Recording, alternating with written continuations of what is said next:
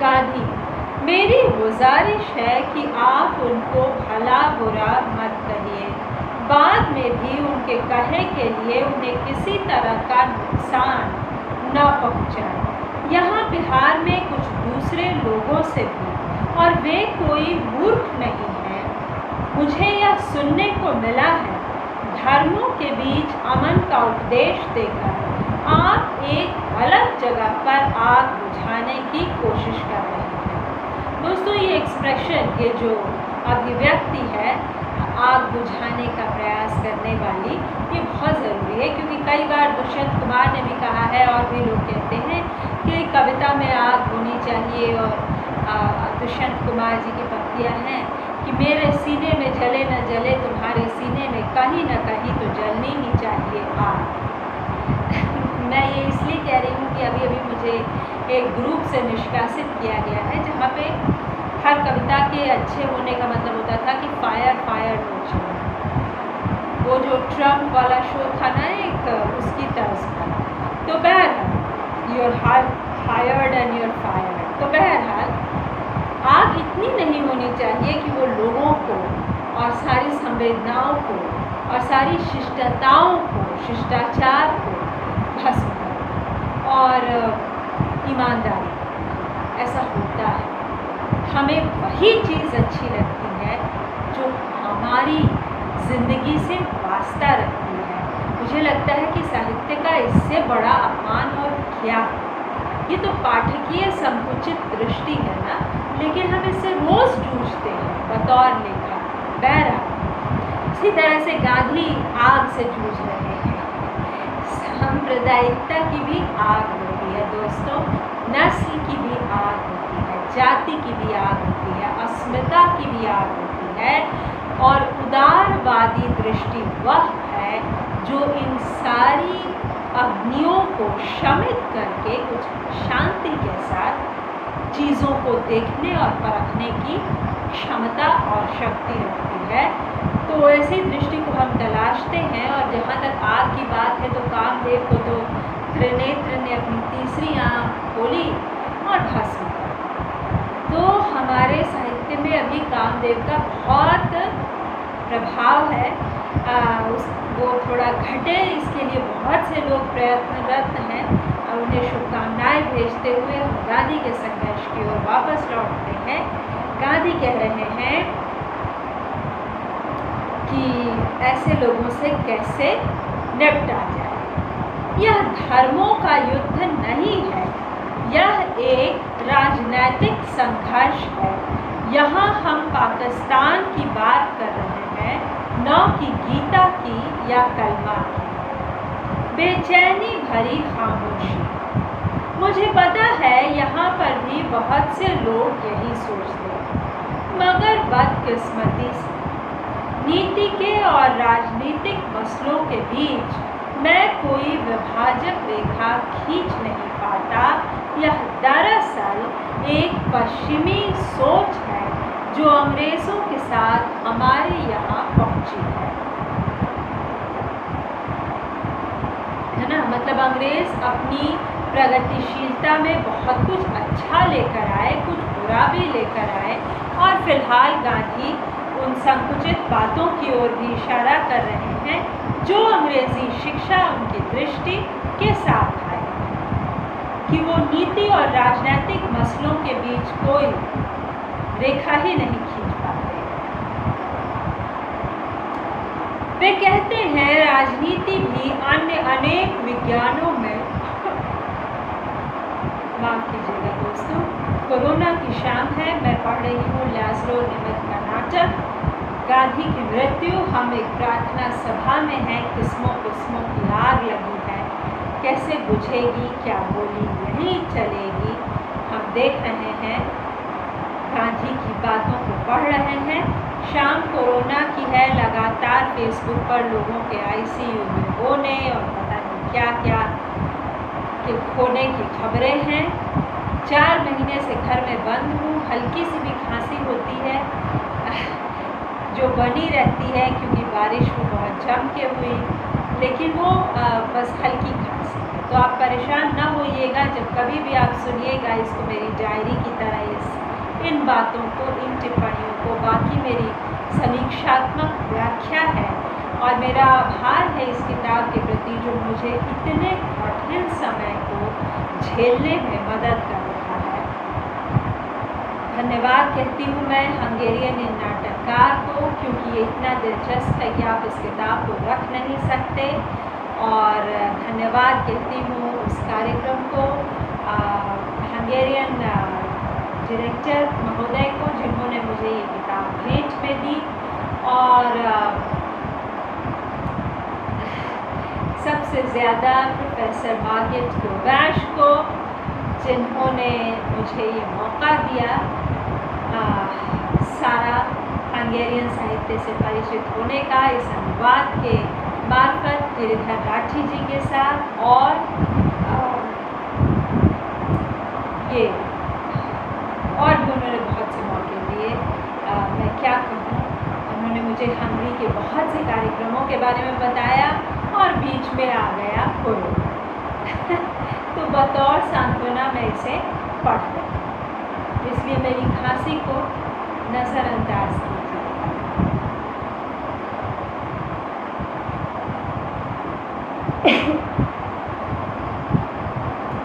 वे कहते हैं राजनीति भी अन्य अनेक विज्ञानों में एक विज्ञान है और मशीन की तरह ही इसे बनाने के भी इसके अपने नियम हैं। उनका कहना है कि एक अच्छा राजनीतिज्ञ वह है जो कभी तो आस्था रखता है और कभी नहीं रखता। वह सच तो बोलता है, मगर जब राजनीतिज्ञ के पेशे का तथा उसकी पार्टी के हितों का तकाजा हो तो झूठ ही बोलता है। अगर हम हिंदू इस पेशे के आगे घुटने टेक देंगे तो फिर तो सिर्फ एक हिंदुस्तान और एक ही पाकिस्तान नहीं, पता नहीं कितने और स्थान बन जाएंगे। तो दोस्तों, यहाँ हम खालिस्तान वाले संघर्ष को याद करें। मिसेस गांधी ने उसको बहुत, मैं कहने जा रही थी कि कुशलतापूर्वक निपटाया। अब ये विवादास्पद हो सकता है क्योंकि उसमें उनकी भी जान गई, उसमें कितने लोगों की जान गई। ऑपरेशन ब्लू स्टार हुआ, एक पूरा हवाई जहाज़, मुझे लगता है वो कनिष्क था जो पूरा उड़ गया, और भी कितनी बातें हुई। और आज कनाडा में सिखों का वो दबदबा है कि मैं आपको क्या, कभी आराम से उस पर बात करेंगे। बहुत से सिख लोग मेरे मित्र हैं, मुझे गुरुद्वारे में जाना भी पसंद है, लंगर खाना भी पसंद है, लेकिन खालिस्तान का युद्ध, पंजाब में उसका युद्ध, एक अलग राज्य का, मतलब एक अलग देश का आतंक का युद्ध बहुत विकराल था, जिसे धीरे धीरे ख़त्म किया केंद्र सरकार, कांग्रेस सरकार की शायद उसमें बड़ी भूमिका है।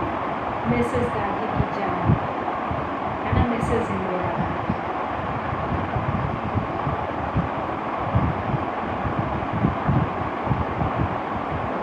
अगर हम हिंदू इस पेशे के आगे घुटने टेक देंगे तो फिर तो सिर्फ एक हिंदुस्तान और एक पाकिस्तान नहीं, न जाने कितने स्थान बन जाएंगे, क्योंकि परस्पर अविश्वास की मांग होगी नई नई सरहदें खड़ी करने की। लोग सोचेंगे कि उन्हीं के भीतर वे सुरक्षित रह पाएंगे।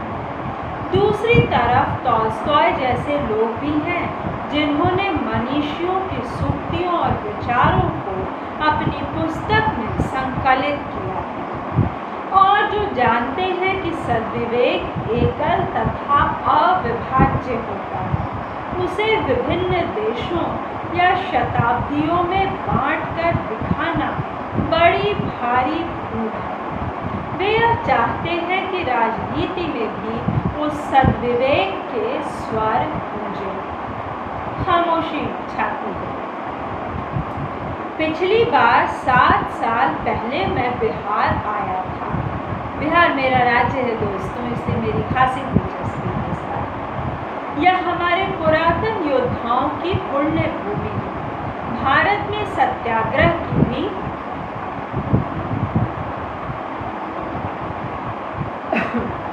सबसे पहली और महान विजय भी यही हुई थी, चंपारण।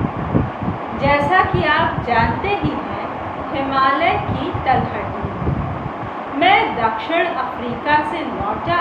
मेरे महान गुरु गोखले की सलाह के मुताबिक मैं देश भर में घूमता, कहीं कुछ बोला नहीं। फिर लखनऊ में एक किसान राजकुमार शुक्ल मुझसे मिले और बोले, चंपारण चलिए। मैंने कहा, मेरे पास कुछ दूसरे काम हैं, मगर वे टस से मस नहीं हुए। वे मेरे पीछे ही पड़ गए और उनकी आस्था मुझे छू गई। मैंने कहा, मैं अमुक तारीख को पहुंचूंगा, और हम दोनों उस तारीख पर कलकत्ते में मिले और उस दुखियारी जमीन पर पहुंचे। वहाँ कांग्रेस, वहाँ अंग्रेज जमींदार नील की खेती कराते थे, मगर जब जर्मनी ने कृत्रिम नील से उनके बगान चौपट करा दिए, तब वे किसानों पर दबावी बढ़ाकर उन्हें पीट कर उन्हें देश निकाला देकर अपना नफा बढ़ाने लगे। मैंने पहले तो बागान मालिकों को समझाने की कोशिश की, मगर उन्होंने पुलिस की मदद से मुझको इस इलाके से ही बाहर कर देना चाहा।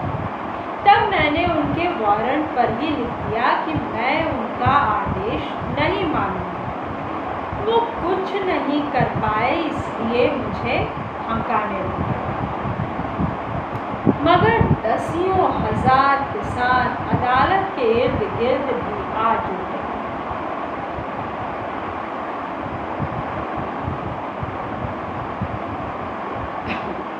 कोर्ट ने मुझसे कहा कि इनका बंदोबस्त करो, जो मैंने फौरन कर दिया।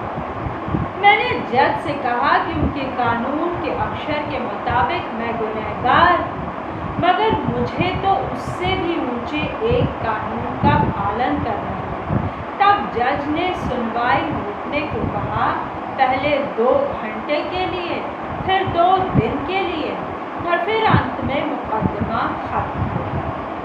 हिंदुस्तान में आज़ादी के आंदोलन की वह पहली जीत थी जिसे अकेले मैं कभी नहीं जीत पाता।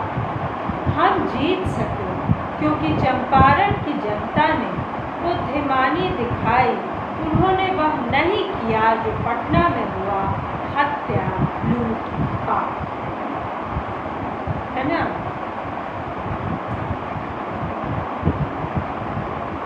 किसानों को देश निकाला देकर वो कैसे नफ़ा बढ़ाने लगे, मतलब अपना नफ़ा तो वो पहले तो उन्होंने किसानों को बाध्य किया कि इतने में उन्हें नील उगाना ही है, और फिर दूसरे उन्होंने ये किया कि किसानों को उन पर भारी कर लगाए, क्या क्या नहीं किया। मतलब चौपट की उन्होंने खेती, वैसे ही जैसे उन्होंने चौपट किया हमारा हस्तकरघा उद्योग, लेकिन देश निकाला उन्होंने कब दिया किसानों को, ये मुझे नहीं पता। रंगून जाने वाले कौन लोग थे? बहुत से लोग उस वक्त गिरमिटिया मजदूर बनकर बाहर भेजे, क्या वो यही लोग थे? मैंने गिरिराज किशोर का पहला गिरमिटिया नहीं पढ़ा है, उसकी मोटी किताब सजी हुई है, लेकिन मैं नहीं पढ़ पाऊँगी। मैंने पहले तो बागान मालिकों को समझाने की कोशिश की, मगर उन्होंने पुलिस की मदद से मुझको इस इलाके से ही बाहर कर देना चाहा। तब मैंने उनके वारंट पर ही लिख दिया कि मैं उनका आदेश नहीं मानूंगा। वो कुछ नहीं कर पाए, लेकिन इसलिए मुझे धमकाने लगे। मगर दसियों हजार किसान अदालत के इर्द गिर्द भी आ गए। कोर्ट ने मुझसे कहा कि इनका बंदोबस्त करो, जो मैंने फौरन कर दिया। मैंने जज से कहा कि उनके कानून के अक्षर के मुताबिक मैं गुनहगार हूँ, मगर मुझे तो उससे भी ऊंचे एक कानून का पालन करना है। तब जज ने सुनवाई रोकने को कहा। पहले 2 घंटे के लिए, फिर 2 दिन के लिए और फिर अंत में मुकदमा खत्म हो गया। हिंदुस्तान में आज़ादी के आंदोलन की वह पहली जीत थी जिसे अकेले मैं कभी नहीं जीत पाता। हम जीत सके क्योंकि चंपारण की जनता ने बुद्धिमानी दिखाई। उन्होंने वह नहीं किया जो पटना में हुआ, हत्या लूटपाट। दोबारा पढ़िए मैं ये आपके लिए इसको शायद इस बात से गौरवान्वित होकर कि बिहार में पहला आंदोलन हुआ, सत्याग्रह, एक आवाज़ भीड़ में से। याद रखिएगा दोस्तों कि प्रार्थना सभा के आगे जुटे हैं। बिल्कुल सही है, समर्थन में जोर शोर। गांधी, बेशक आज यहाँ बहुत सारे लोग पूछ रहे हैं ये आदमी यहाँ बिहार क्यों आया, ये पाकिस्तान क्यों नहीं गया जहाँ आज भी हिंदुओं का कत्ल हो रहा है। लेकिन मैंने ये तो कभी नहीं कहा कि मैं कोई चमत्कारी पुरुष हूँ या ऐसा औजार हूँ जिसका इस्तेमाल कोई भी कहीं भी किसी भी समय कर ले। आप में से बहुतों को यह सुनना शायद रुचेगा नहीं, लेकिन मुझे इसकी परवाह नहीं है। मैं कहता हूँ मेरे खिलाफ कोई चूक करे, इससे ज़्यादा अहम बात मेरे निजी तथा सार्वजनिक जीवन में यह है कि मैं खुद कोई चूक न करूँ। अब अगर बिहार में फिर वैसा ही बंदूकघात होने वाला है जैसा कि अक्टूबर में हो चुका है और अफवाह है कि यहाँ पंजाब दिवस मनाया जाएगा, तो ये ऐसा बड़ा पाप होगा कि उसका अंत कहाँ जाकर होगा यह हम नहीं जान सकते। आप मेरा कहा जान